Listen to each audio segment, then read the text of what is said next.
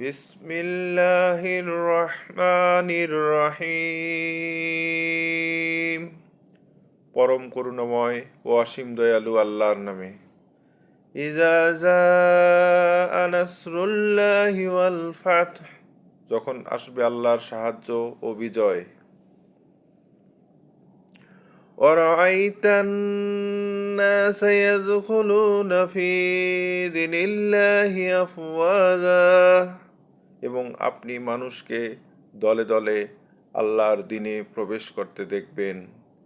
ফাসাব্বিহ বিহামদি রাব্বিকা ওয়াস্তাগফির ইন্নাহু কানা তাওয়াবা, তখন আপনি আপনার পালনকর্তার পবিত্রতা বর্ণনা করুন এবং তার কাছে ক্ষমা প্রার্থনা করুন, নিশ্চয়ই তিনি ক্ষমাকারী।